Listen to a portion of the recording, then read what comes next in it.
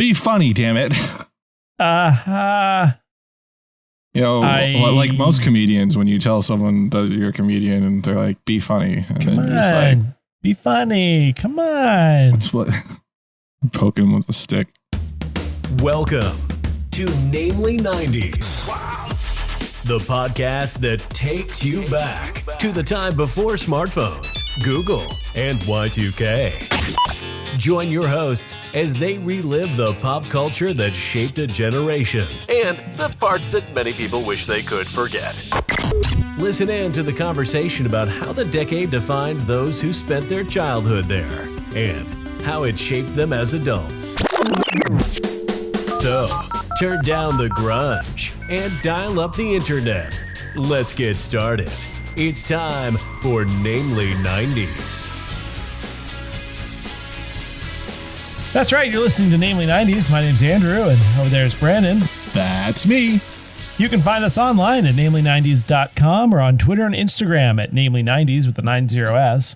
You can also find the show on YouTube every Monday at namely90s.com/YouTube. And finally, if you'd like to support the show, head on over to patreon.com/namely90s, also with a 90s, and get signed up for one of our support levels. Nailed it. Nice. Last couple of weeks were rough. Yeah. And, that's on you for not writing it down. I have to just say this now because I saw it in your notes. Yes. You have the phrase Washington National Airport is renamed, but it's one word. I was like, what the hell's an airportus? Airportus. Airport is short for airportus. Everyone knows that. Yes. It's a very, I'm going to be in the airportus at the end of the week. I'll be at the airportus next week.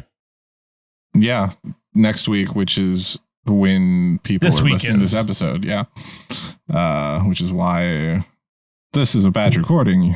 This is a new episode, but next week's episode will be in this batch of recordings. Even newerest. Yes. But Andrew has some really exciting news to share with everyone. You guys, I finally watched the movie Footloose. So original Footloose, not the weird Julianne Hough vehicle that was apparently quite terrible. Very terrible. And he thought he would share that on this 90s podcast. Okay, fair point.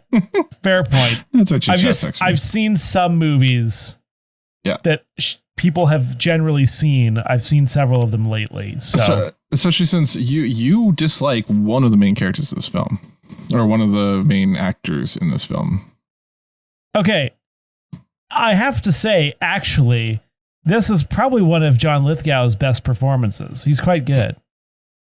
That's not what I was talking about, but yeah, that was pretty good. No, I think John Lithgow plays it well, and then he does comedy later, but good acting there by him, I thought. Yeah, a lot of those comedians from like before our youth can really lay down a good serious role. The other day I was on in the background and I told Kayla, I was like, you have to watch this. So we watched 5 minutes of Third Rock from the Sun. It was so painful. Like, I don't really like the show. Kayla was like, what is this? You hate half the cast. I really do. That's not good. I just learned that you don't like John Lithgow. I don't dislike him. He's just kind of a weird dude. I know you don't like Joseph Gordon-Levitt. I think you like French Stewart for some reason. Well, I think you like making fun of him, but I think you like the episode of CSI where he wasn't doing the squinting thing. He looked totally different. Or the episode of Community where he played a French Stewart impersonator. And then there's the other lady that I always get confused with Kirstie Alley, but isn't Kirstie Alley? No, but she's the woman that was Ivana Humps-a-Lot in, no, it was A Lot of Vagina in Austin Powers. Yeah, I forget who she is, but no, I don't like that show. I liked it when I was a kid.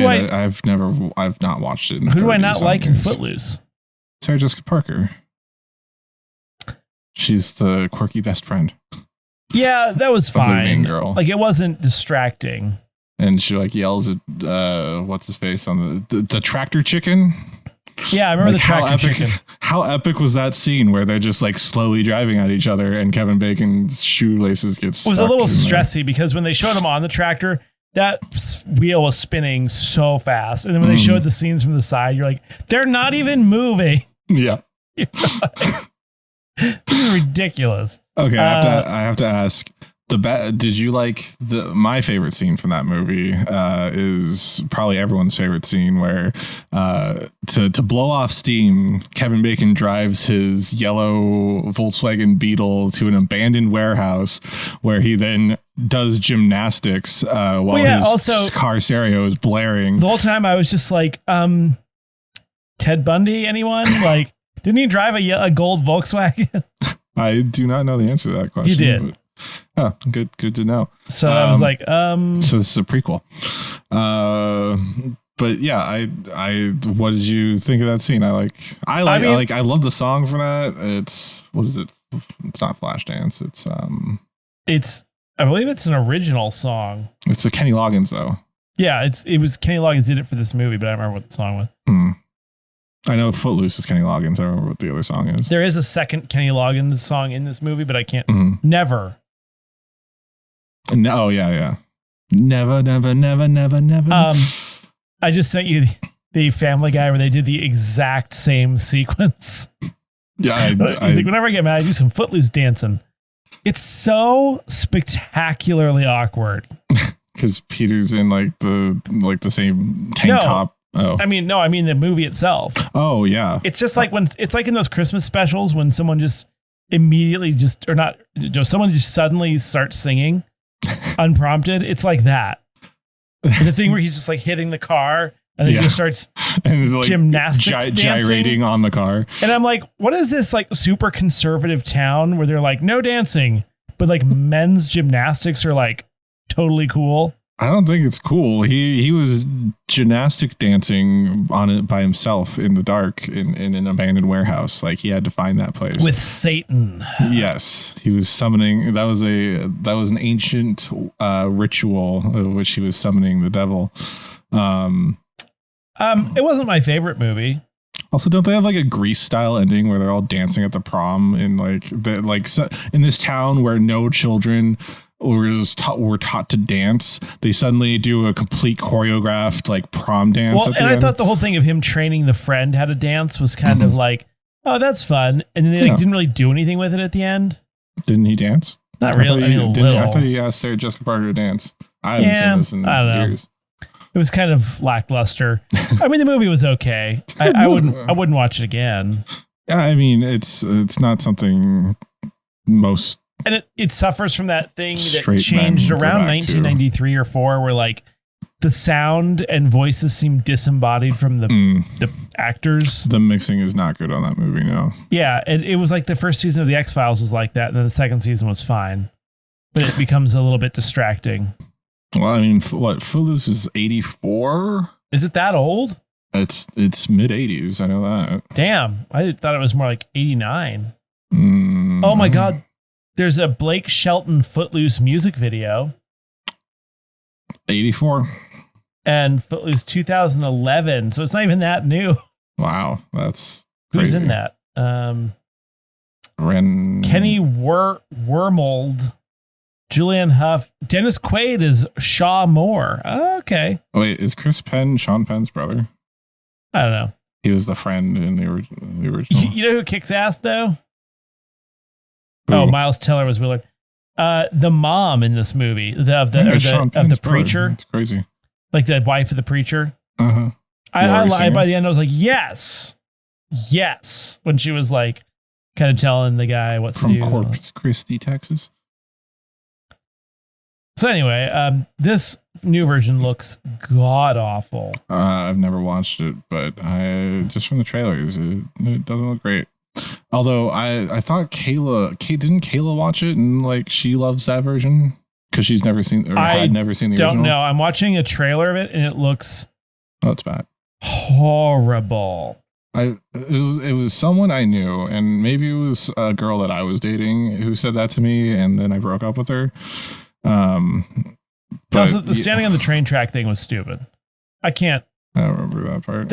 This is one of those things where it's like they thought it was a good idea to make this, and it appears to be executed well, but it's just so awful.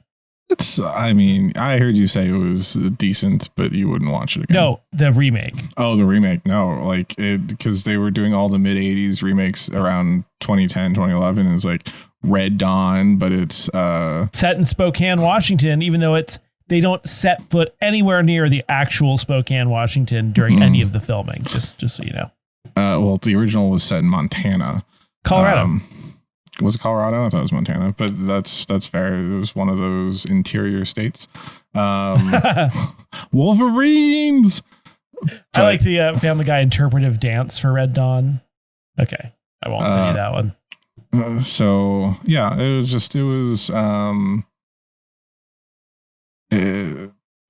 like they redid Point Break, they redid Red Dawn, they redid Footloose, and like I think Dirty Dancing had like a third sequel or something, and yeah, Dirty Dancing Havana Nights. Yeah, I think I get Dirty Dancing and Footloose mixed up. Yeah. Anyway, so gosh, where are we at here? Is this the correct year and month this time? Yes, it is. All right. Well, Brandon, why don't you tell us what was going on in February of 1998? Travel back with me, listeners, to February of 1998. On the 1st, the NFL Pro Bowl is played. The AFC wins 29-24, and the MVP is Seahawks quarterback Warren Moon. Remember Warren Moon? Warren Moon. No. Oh. I didn't watch the Seahawks till sometime around when they won the Super Bowl. That's fair. I mean, I didn't watch them that a lot either. I'm a bandwagon fan, and right now the bandwagon has crashed into a tree. I mean, I was always a Mariners fan. The Seahawks definitely jumped on, but I stayed a fan. But I also don't put the time in to really care either way. Now it's going to be the time we're going to get to see who the real fans are. For Seahawks? Or because they're going to suck. They put up decent numbers against Pittsburgh in the game? Yeah, decent numbers in their loss to Pittsburgh. Oh, well, yeah, but it's preseason. On the 6th, Mary Kay Letourneau, RIP, former teacher who violated her probation 3 days early, or who had violated her probation 3 days earlier by visiting the 14-year-old father of her child, is sentenced to 7 years for the violation. Did you follow all that? Yeah, kind of. Previously, she was sentenced to 6 months in jail with 3 months served under the condition she never contact Billy Falau for the rest of their lives. Don't they end up getting together later? They do, because she violated her probation. She was sentenced to 7 years. She serves them. I think she gets off for good time. And then he has aged to a legal age at that point. Isn't it double jeopardy at that point? Like, if you've already been sentenced and served your time for seeing him, can you still be sentenced and convicted for that again? Well, no, because if she serves her time, and he's then legal once. It says under the condition they never see each other for the rest of their lives. That was previously. Okay. That was her previous sentence. So she was going to get off with only 6 months for doing that to a child. Nice choice of words. Sorry. Instead of taking those 6 months, she saw him and then accepted the 7-year sentence. Well, you just can't stand in the way of love. I'm sorry, rape. Statutory. I think there's technically a distinction. Okay, moving on. Well, if you're a minor, you can't consent. So, but we have a specific term called statutory rape. True. Sorry, rape warning. Oh, yeah. Well, listen, we're not the ones who did it. This crazy ass lady is the one who did it. She's also dead. She should have a trigger warning. Yeah. Goodbye. Yeah. I mean, I'm triggered every time I see those Mary Kay like cosmetic bumper stickers. Andrew almost spit his water out. I thought it was Avon Laterno. I'm confused. No. On the 6th, Washington National Airport is renamed to Ronald Reagan National Airport. I always thought that was an international for some reason. It's renamed to Ronald Reagan Trickle-Down Economics Airport. On the 7th, the 17th Winter Olympics Games opens in Nagano, Japan. I remember that because the advertising campaign was like white people trying to say Nagano. Do you remember that? I don't. I remember Jack in the Box trying to get white people to say Chipotle. But yeah, I think we brought this up before because the game came out later on. It was the N64 game, which I had, the Nagano Winter Olympics. On the 12th, Intel unveiled its first graphics chip, the i740, and I thought I actually had some specs on it, but it apparently didn't save. That's also a type of BMW, just in case you were wondering. Is it? Yep. The i740. Yeah, it was top of the line.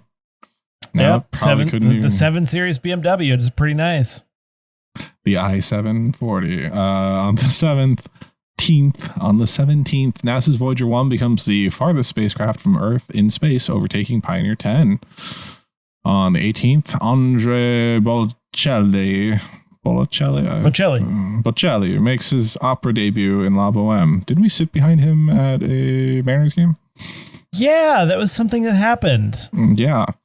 No, sorry. We sat in front. Yeah, sat behind us. We sat in front of him at a Mariners game, and he sang the national anthem. Boom. Booyah. Parents dead. On the 24th, Sir Elton John is not. That's the ultimate trump card right there. I mean, it's true. That's why we got those seats. On the 24th, Sir Elton John is knighted by Queen Elizabeth II. Also on the 24th, Gex Enter the Gecko is released for the PlayStation 1. And on the 28th, 1080 Snowboarding is released for the Nintendo 64 in Japan, April 1st in the US. Also on the 28th, Pamela Anderson and Tommy Lee file for divorce after 3 years of marriage. Tommy Lee was arrested 3 days prior for domestic battery against Anderson.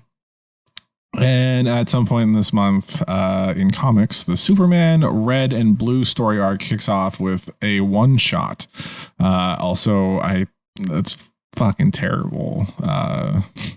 Okay. Don't read that. If you have the ability to read that, don't read it. I won't be doing that.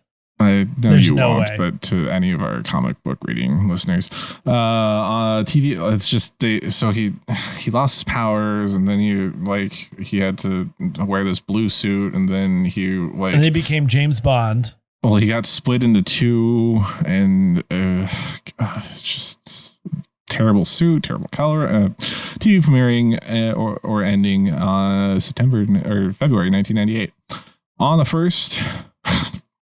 Fox and Friends. Yeah, you had it right. On the 6th, Power Rangers in Space debuts on, I think it was Fox Kids.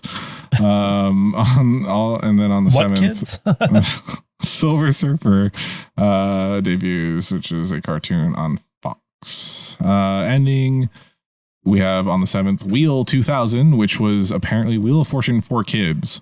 Okay. I don't remember this at all. On the 8th, we have Muppets Tonight, which I think we talked about at one point. On the 13th, Teen Angel, which was a part of the TGIF lineup on ABC after, I want to say it was right after Sabrina, but before Boy Meets World. And then also ending on the 23rd is Bobby's World, which people always talk about, but I have no idea what it is. I think it's animated. In the box office, February 1998. On the 6th, we have Blues Brothers 2000. On the 13th, we have The Borrowers, featuring John Goodman and Hugh Laurie. Did you ever watch that one? Hugh Laurie. No, that was one of those like mice that stole stuff. Oh, I Borrowed. think I don't think they're mice, but they're like little people. Oh, you're right. Yeah, but they're the size of mice. Yeah. They're little people. They're small. They're tiny people. They're okay. And also on the 13th, we have The Wedding Singer with Adam Sandler and Drew Barrymore.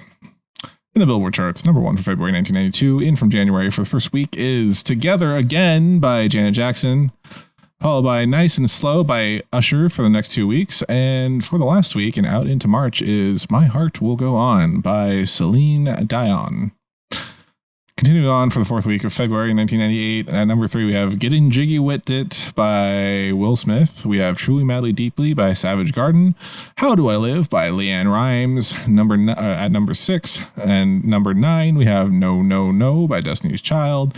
Number 16, How's It Gonna Be by Third Eye Blind. And number 17, I Don't Want to Wait by Paula Cole. I don't want to wait.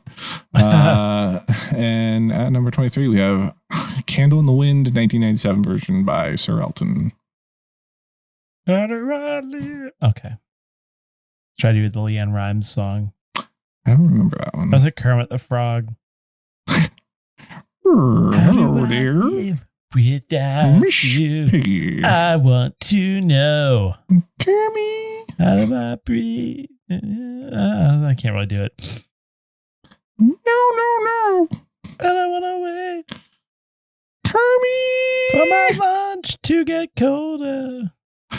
Something in this lake. Oh, wait. I don't. God, he says something about a new Toyota. I was like, I was wearing a blazer. And now let's go to Brandon with the Namely 90s Minute. Welcome back to our mid-episode break, Namely 90s Minute. Every week we look back at a culturally relevant show, movie, or piece of pop culture that probably helps stoke the algorithm. This week, in honor of Star Trek Lower Decks returning, we're looking back at Star Trek Deep Space Nine.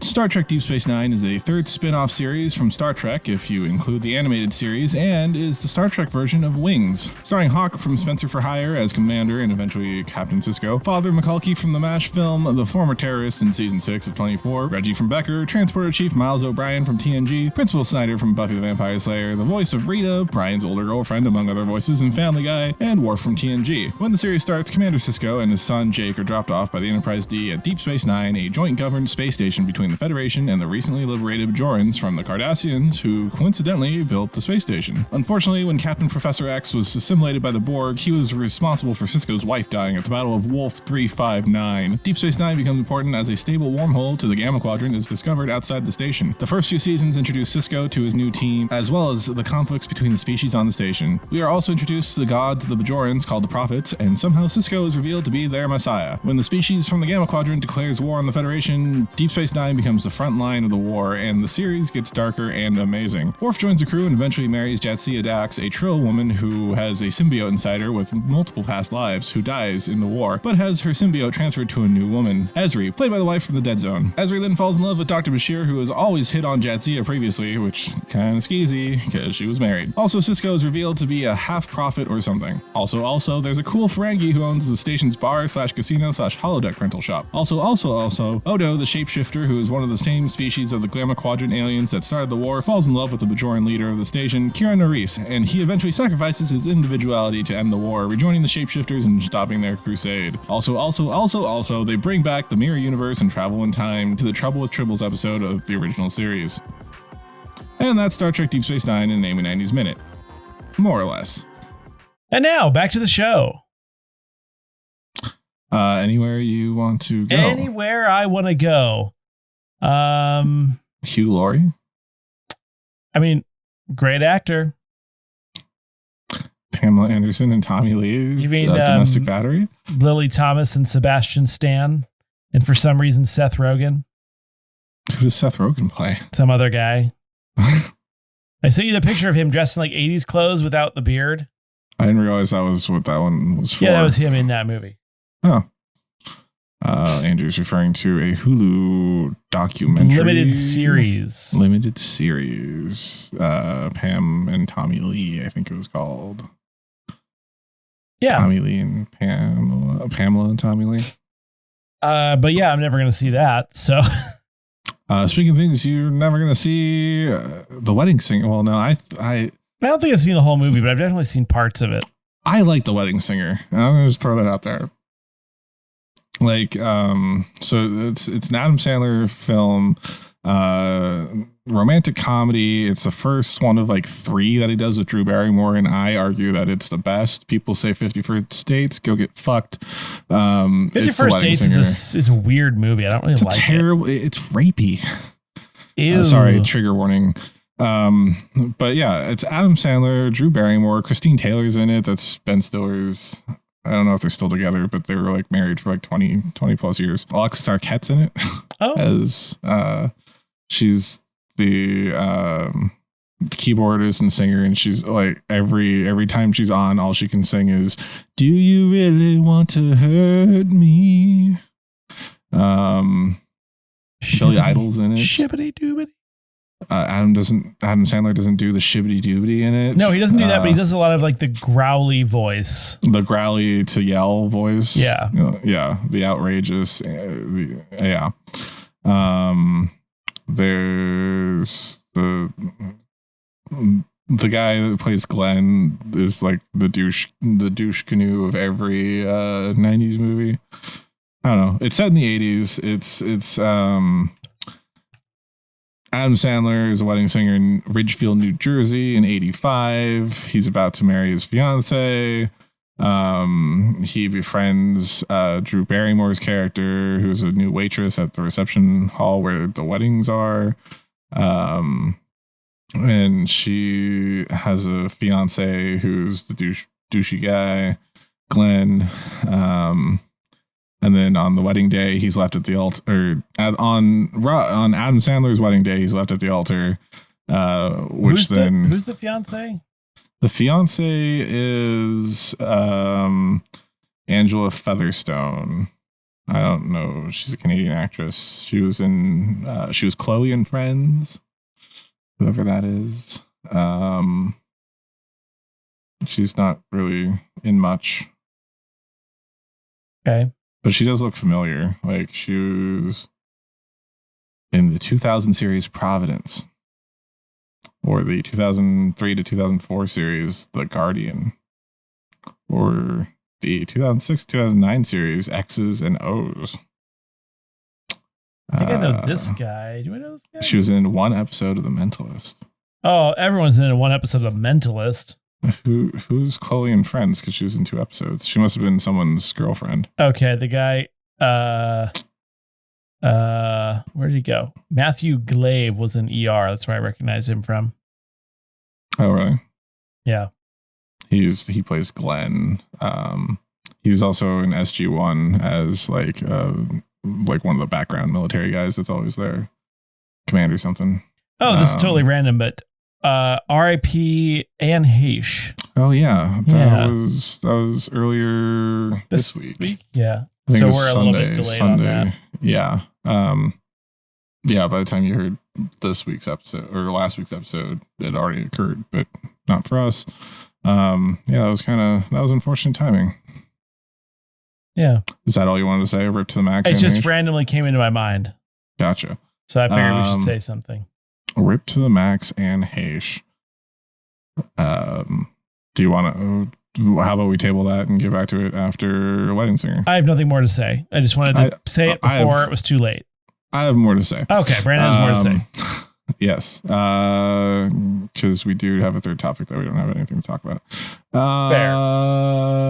Yeah. So Wedding Singer. Oh yeah, he's left at the altar. This is where the classic Adam Sandler line is. Once again, things that should have been brought to my attention yesterday. Yeah, where he does the angry scream because she's like, I know, yeah, she didn't like the life that was ahead for them, and then he becomes depressed and drunk and. Anyway, he's into Julia, but then his ex-fiance comes over and answers the door when Julia comes over, when she was about to leave Glenn. But then they're going to elope into Vegas, and then Adam Sandler gets on a plane to follow them to Vegas. And he's in first class there in coach, and Billy Idol, apparently, back in the day, you could do whatever you wanted on a plane. Right. Smoke. Yeah, smoke, construct a bomb, stand up, do whatever you want. You weren't just shelved into your little slot. The thing that I always do when I'm watching TV That's that. And they show like that stock footage of a plane landing. Mm.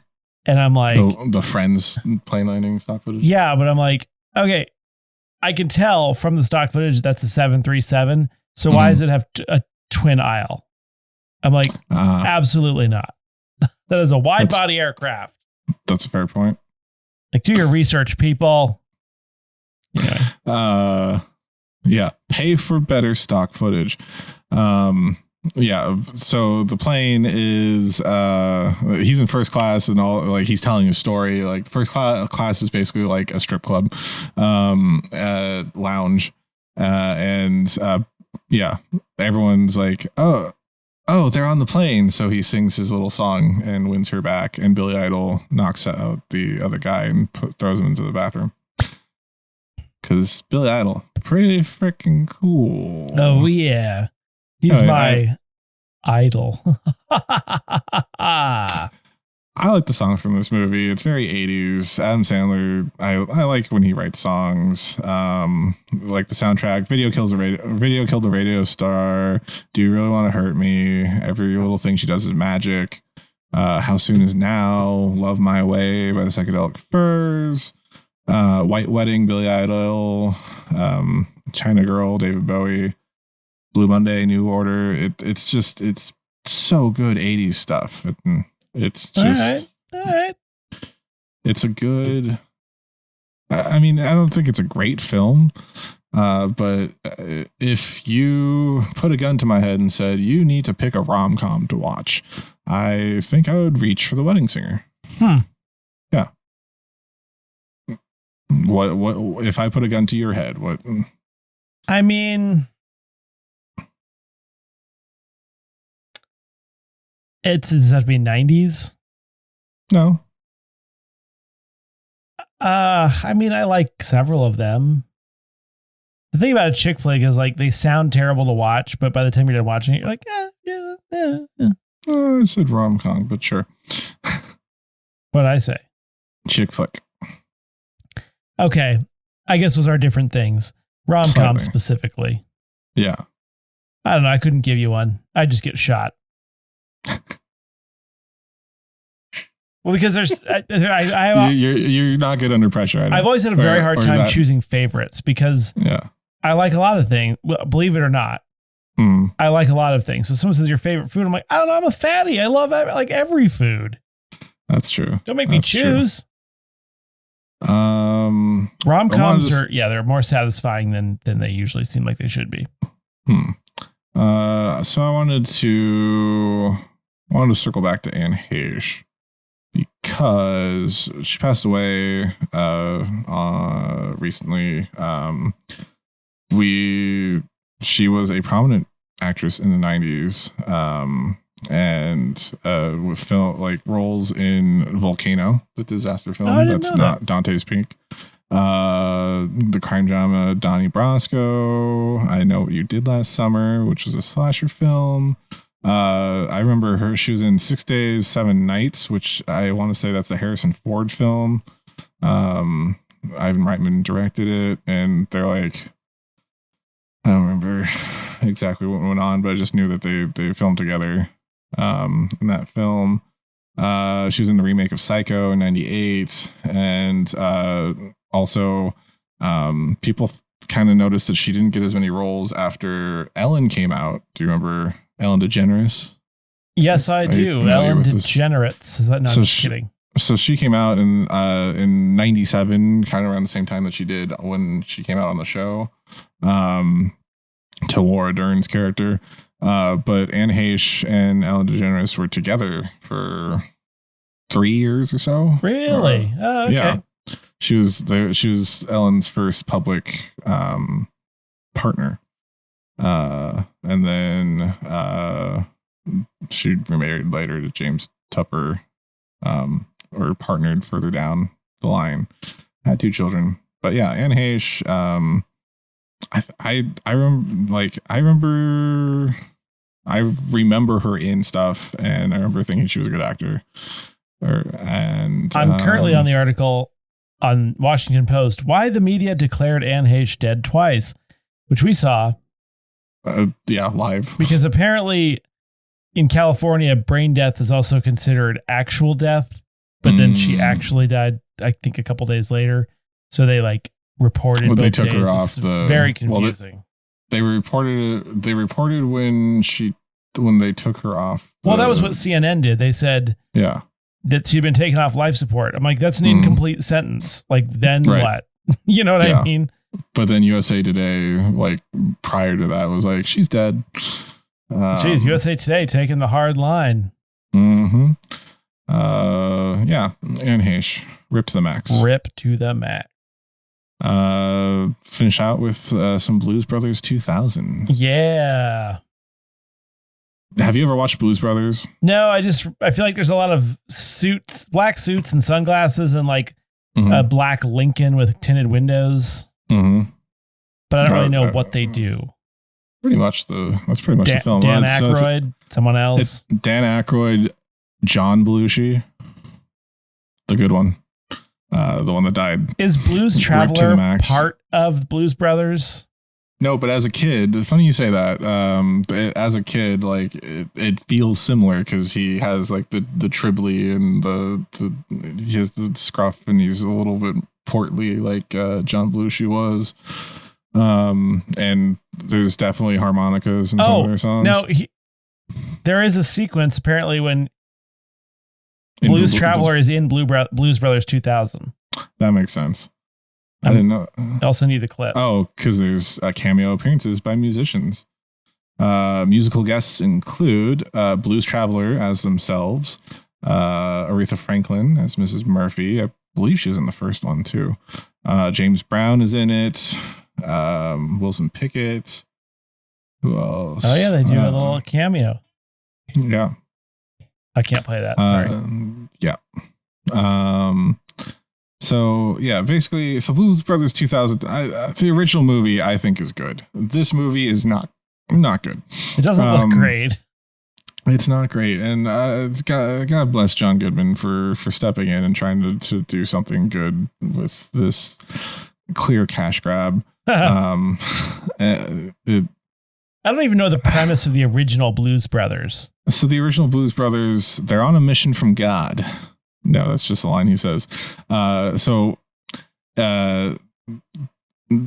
Belushi is Joylette Jake Blues. Dan Aykroyd is his brother Elwood.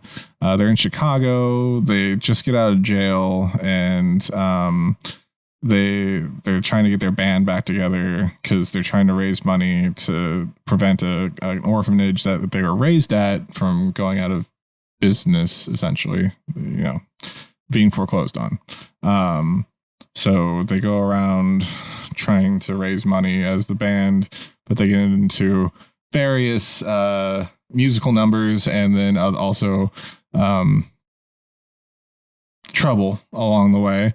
The thing at one point, they piss off a American Nazi Party demonstration on a bridge. So they get chased around by Nazis. They get chased around by the police. There's a scene where they drive through a shopping mall being chased by the police. I want to say they did it in Family Guy. I know they did it. I think they did it in The Simpsons. But yeah. And they had some. They started as the Blues Brothers started as a bit on SNL. Right. And I think it's one of the first SNL movies where they took characters from SNL and turned them into movies. But yeah, it's just good 70s romp. 1980, excuse me. Wow. But yeah, it's an old one. The sequel, which we're talking about, is from 1998. Oh, no. Yeah.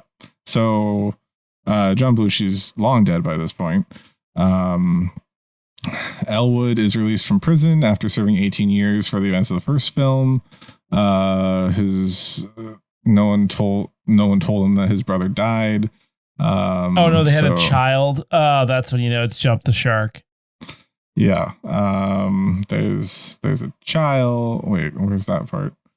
There's like a smaller child in a Blues Brothers getup. Yes, yeah, that's right. The illegitimate son of Jake, and yeah, he's like a 10-year-old orphan that again raised at the orphanage.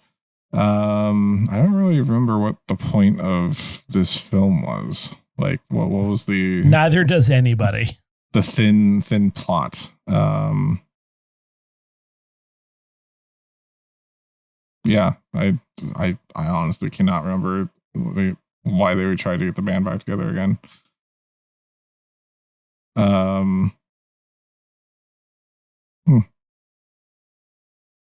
No idea. I can't glean it from this. I just keep glancing from my screen to the camera. Yeah, it's I could not tell you the plot other than they tried to get the band back together again. So to sum it up, we highly recommend you watch Blues Brothers 2000. There was a battle of the bands at some point. Yeah, it's not worth watching. Good actors in it, great musicians. It's not. If you had a choice between the original and this one, you'd watch the original. Well, yeah. Yeah, and if you didn't, you would watch something else. Certainly not this. Yeah, it has a 47% rating on Rotten. You can watch the new version of Footloose. That might even be better. I would recommend Blues Brothers 2000 over that. Ah, fair. Yeah. Anything else for this week? No, I think that about sums it up. Well, then that's it for this week's edition. Namely 90s. Remember, you can find new episodes out every Monday. Check the episode description for this week's supplemental Spotify playlist curated by yours truly. Are you offended that we said Blues Brothers 2000 sucks? Well, you can find us on Twitter and Instagram at Namely90s with 90s and find our personal Twitter accounts at bshwitty and at NamelyAndrew, and tell us why you think Blues Brothers 2000 is worth watching. If you would like to support the show, please check out our Patreon at patreon.com/namely90s, also with a 90s. And finally, you can also contact us through our website, namely90s.com. No, you can't. Please subscribe to us on Apple Podcasts, Stitcher, Google Podcasts, Spotify, YouTube. We're on a mission from God. Deezer, TuneIn, iHeart, Good Pods, and wherever you get your podcasts from. I'm Brandon. That's Andrew, and we will catch you next time.